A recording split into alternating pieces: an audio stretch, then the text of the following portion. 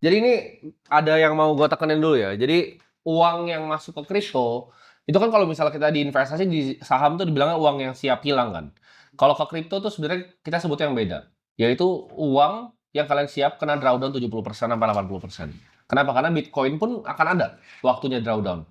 Kita lihat CAGR-nya kan tinggi sekali, ya. Bisa 150 sampai 300% ke depannya. Itu historical. Mungkin yang nanti ke depannya bakal turun 50%. Tapi harga yang harus dibayar untuk return absolut yang tinggi seperti itu adalah apa? Volatilitas. Jadi ketika kalian udah decide ke kripto, kalau saham kan enggak. Kalau kripto tuh uang yang kalian siap hilang. Bukan siap hilang doang, siap turun 70%. Misalnya 100 juta disisihkan. Siap nggak 100 juta jadi 30 juta? Karena akan ada waktunya seperti itu. Kripto itu pasti volatil. Asetnya nggak bisa naik terus kalau dia nggak volatil. Aset yang stabil ya dia nggak akan, returnnya nggak akan pernah besar. Nah, karena kita lihat kripto siklusnya unik. Kenapa dia bisa 30 juta dari 7 miliar? Karena kira-kira 2021 tuh begini, ya kan? 2024 tuh altcoin tuh begini, sekarang begini turun. Sekarang tuh lagi di sini nih. Kira-kira gambar altcoin tuh begini sebenarnya. Ketika 2021, oh itu benar-benar semua orang masukin duitnya. Kenapa? Karena US kan ngasih stimulus ke masyarakatnya. Semua orang dikasih $1.000. Apa yang terjadi ya dicemplungin. Apakah sekarang ada gituan? Enggak. Jadi kan kita lihat suku bunga kan tinggi kan. Plus Sebelum juga diturunin dulu kemarin. koinnya nggak sebanyak sekarang. Iya. Pilihan tuh dikit dulu. Pilihan dikit. Dulu dikit. Sekarang pilihan berapa? Ada berapa? 20 juta lebih. Ini kita masih ngomong yang masih bisa di trade ya. Iya. Kira-kira bisa di trade tuh udah 20 juta. Tapi kalau yang udah bikin nggak jelas kita nggak tahu. Miliaran kali ya. Tapi yang bisa at least di trade tuh udah 20 juta koin. Ini 20 juta koin sekarang. Di sini. Jadi pilihannya banyak sekali. Uangnya tambah sedikit. Pilihannya tambah banyak. Otomatis apa? Banyak yang turun. Iya. Gitu. Makanya kita selalu saranin simple ya. Kalau kalian masih mulai, itu biasa 70% selalu di Bitcoin. Kenapa? Karena kripto tuh gini, kripto tuh secara directional itu pasti benar. Karena ini kan teknologi yang bakal ngubah dunia. Ini kepercayaan gua, teknologi pasti ngubah dunia. Jadi kalau secara directional maksudnya apa? Kita time frame panjang, 10 tahun, 20 tahun, kripto sendiri tuh pasti benar. Nah, tapi jangan jadi orang yang salah kayak gue di tahun 2018. Iya. Gue tuh beli Ayuta, Augur, Made Safe Coin, banyak lah. Tapi yang paling gede tuh di IOTA, itu gue hilang semua duitnya. Itu koin top 10 semua, kalian nggak ada yang tahu namanya itu sekarang. Karena itu cara kerjanya, gitu. Jadi kalau kalian nggak kehilangan token kalian, kalian pasti menang. Karena kalau ditarik panjang, ini asetnya akan jauh sekali. Makanya, kenapa 70% Bitcoin? Itu supaya nggak hilang asetnya. Karena ini yang stay, gitu. Yang ini kalau untuk pemula ya, 20% ini kalian bisa pilih. Ini yang besar-besar, antara bisa ETH atau Solana. Atau Sol, atau misalnya BNB. Yang udah terjamin lah. Tapi BNB bisa hilang nggak? Bisa. Kalau misalnya Binance kenapa-napa, CZ kenapa-napa, ini hancur. Ini CZ nih, kena penjara habis lagi. Iya. Gitu. Jadi, kalian cari, mungkin di sini nih. Nah, tesisnya kenapa orang banyak masuk ETH? Ini kan bisa diprogram waktu itu. Beda seperti Bitcoin. Kenapa akhirnya orang Solana? Karena ini lebih retail friendly, kesannya lebih retail base. Gitu. Nah, mungkin 10% ini baru uang bebas nih. Ini yang gue saranin. Karena orang kayak gue sama dia juga gatel. Kita juga pasti cari gitu loh, barang-barangnya. Jadi nggak apa-apa kalian bisa misalnya antara 2,5, 2,5, 2,5, 2,5. Ini uang main-main nih sisanya. Kemungkinan kalau kalian masih di awal-awal, nggak ngerti risk per trade segala macam, kemungkinan ini tuh jadi 0. Nah, tapi kan ininya naik nih 2-3 kali. Ini mungkin udah naik 2 kali juga. Ya. Ini 2 sampai kalau soalnya mungkin 6 kali. Untung nggak overall portofolio? Pasti untung. Jadi secara directional kalian tuh pasti untung. Cuman kalau kalian dapat emang begini yang hoki, yang muncul misalnya lu nangkap Aster kemarin, lu nangkap Hyperliquid, YLFI, ya kan? 16 kali itu. Kalau ikut dari apa? Ya. Presale Kita kan pertama ikut ya. dari presale ya, 16 kali itu naiknya. Walaupun kalau kalian cari kan turun kan, tapi itu udah 16 kali naiknya. Nah, tapi uang yang kalian masukin di semua ini, yang 70, 20, 10 ini usahakan uang yang kalian siap minus 70%. Semua di kripto. Jadi gimana caranya kita dapat uang di kripto? Misalnya pengusaha. Berapa uang yang lu siap minus ini? Nah, uang yang siap minus ini masukin sebanyak-banyaknya. Tapi yang siap ya minus. Karena kita juga masuk ke kripto, kita siap minus. Iya. Kita punya stabilitas cash. Siap hilang Kita ke nol bahkan. siap hilang gitu. Uangnya itu kita siap hilang. Jadi kita tuh udah desain hidup kita, di mana kalau portofolio kita yang kalian lihat di sini, yang kita kelola sekarang ini, kenapa-napa, kita tuh nggak bakal jadi orang susah. Gitu. Ya. Jadi harus dibikin fondasinya dulu. yang rapih. Sebelum kalian masuk ke sebuah aset, jangan berharap ini untuk jadi tempat buat jadi kaya, enggak. Ini tempat untuk ngalahin tradisional pasti. Kenapa? Karena kalau secara directional dunia, emang kripto tuh masuk salah satu aset yang paling bagus. Kenapa? Karena ini masa depannya uang kan. Nggak ada yang lebih opportunity yang lebih gede dari kripto.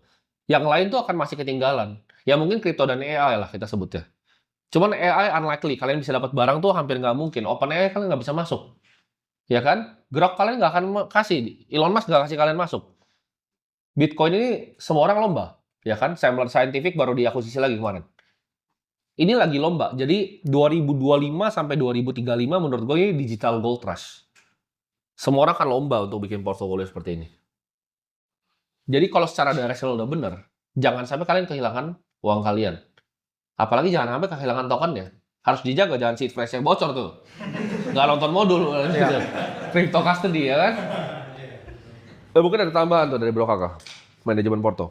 Jadi memang kebanyakan teman-teman yang kena di 2024 ya, Maret April itu memang drawdown. Apalagi kalau teman-teman yang nggak bisa pakai aset alokasi yang benar. Karena alokasi itu jauh lebih penting daripada pilih aset apa. Karena kalau kita 70% di Bitcoin, ya kita tutup mata aja pasti naik.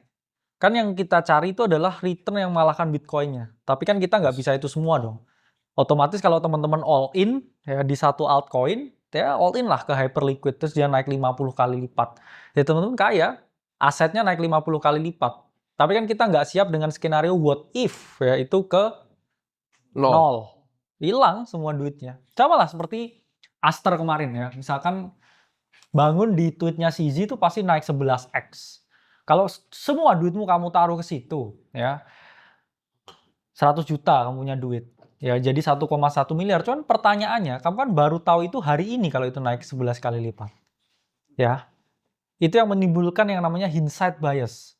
Di hari H, itu kamu nggak ngerti itu bisa naik 11 kali lipat. Bisa aja di-hack Twitternya. Terus tiba-tiba besoknya turun 60%. Kamu hilang setengah duitnya. Betul. Apakah itu bisa terjadi? Sangat bisa. Itulah kenapa ya kita 70% ya fokusnya itu di sesuatu yang pasti naik dalam jangka panjang. Sementara 30%-nya kamu coba cari yang namanya alpha.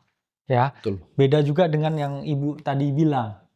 Ya, kan bilang tuh setiap kali oh saya nge-call apa. Itu masuk. Coba diteliti lagi dan dilihat lagi dengan yang saya post di Discord. Apakah yang saya call itu benar-benar secara official saya buat tesisnya, atau itu requestan orang ketika live, atau itu requestan member ketika live. Ya. Jadi teman-teman harus tahu juga ya kenapa live ya yang di dalam itu dibuat lebih kurang. Itu kita membatasi yang namanya teman-teman terjebak dalam paradox of choices.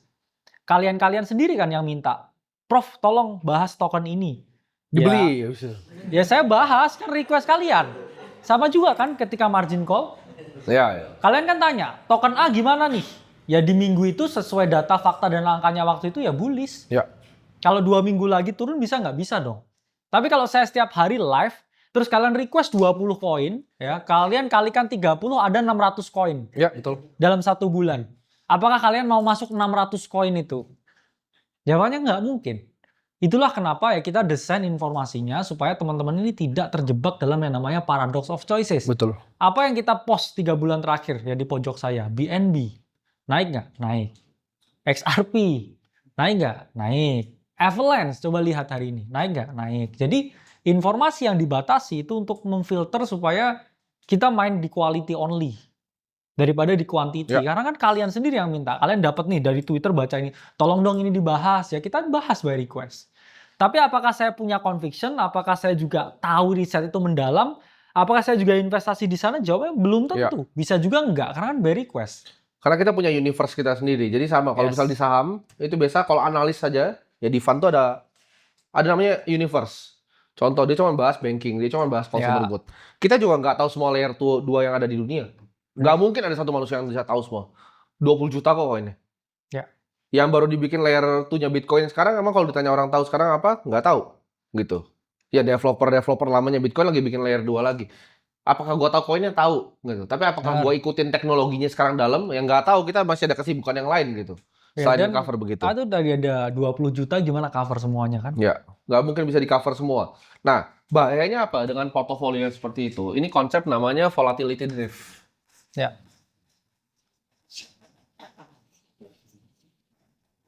Nah, jadi kalau orang kira BP itu kadang banyak apa salah gitu dalam pemikirannya ya. Ini konsep kalau kalian belajar di fund-fund besar pasti diajarin namanya volatility drift. Ketika uang kalian misalnya 100 nih, itu kalian minusin 10%, itu kan jadi berapa? Kan jadi 90. Nah, tapi kalian mikir, oh posisi saya yang sama nih, ya kan? Misalnya koin A lah, kita jangan ngomong pakai 100, kita ngomong koin A. Koin A turun 10, naik 10, BP dong. Salah. Ini naik 10, ini kalian naikin 10, kalau misalnya dapat 10%, jadi 99, minus 1 kan akhirnya. Ini namanya konsepnya volatility drift. Ini bahaya sekali. Gini aja kalau kalian nggak paham ini, mau main trading, lupain aja, mending beli Bitcoin aja. Gitu, kalian harus sadar diri. Karena finance itu bukan industri yang gampang gitu. Ini sangat matematis, sangat banyak strategi gitu. Market neutral, delta neutral. Ya. Kalian harus paham banyak konsep derivatif itu apa, cara ngitungnya seperti apa. Kalau kalian nggak ngerti seperti itu ya sulit gitu. Tadi aja kalian kira turun 10 naik 10 BP. Enggak, kalian minus 1. Ini kalian lakukan dalam skala yang tadi, portofolio banyak. Akhirnya pasti bencana.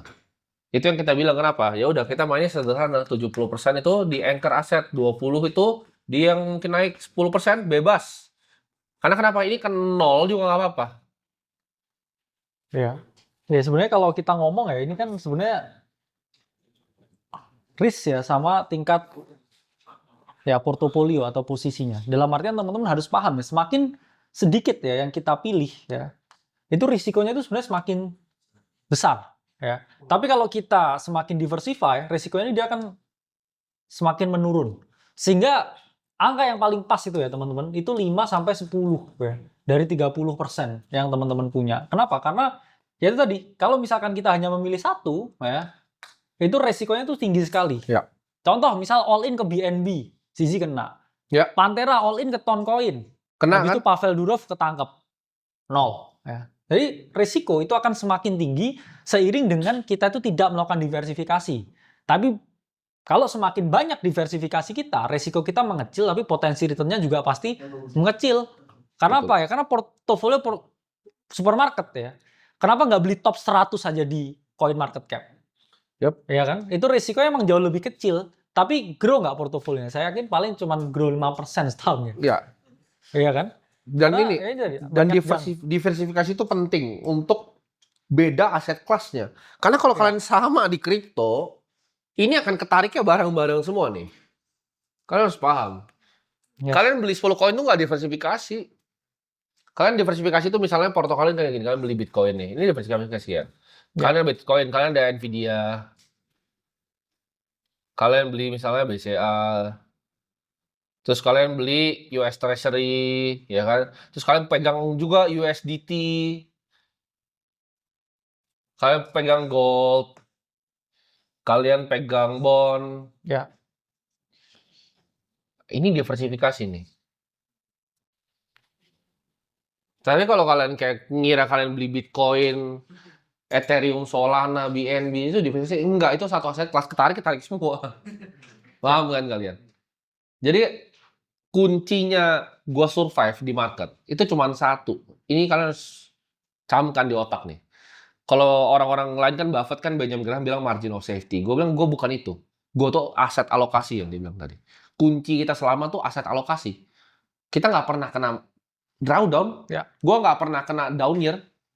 Ketika semua orang jadi susah di Indonesia saham COVID 2020, gue beli Swiss franc sendiri. Gue punya pemikiran yang lain. Gue nggak pernah mau rugi orangnya. Gue benci banget rugi. Jadi gue defend portofolio gue tuh sedemikian rupa gitu. Biar nggak mengalami kerugian. Apakah nanti ketika Bitcoin tuh naik di atas ekspektasi gue akan gue rebalance? Ya tentu saja. Pasti. Gue nggak akan mau biarin ini running terus. Karena namanya teknologi ya. Kemarin Elon Musk kan nanya ke Grok kan. Bisa dipecahin atau enggak. Dalam 5 tahun, 0 chance-nya. Tapi di atas 10 tahun sama 15, Mungkin. mungkin. Dia bilangnya mungkin gitu loh. Jadi, apakah nanti akan ada format uang yang baru? Gini loh, uang kan berevolusi ya. dari zaman kertas ya dia berubah jadi apa namanya jadi kredit akhirnya berubah jadi kertas fiat yang kalian pakai sekarang digital fiat yang kalian pakai di bank-bank kalian yang di ledgernya bank berubah jadi kripto lagi nanti kedepannya apakah ini mungkin berubah mungkin aja gitu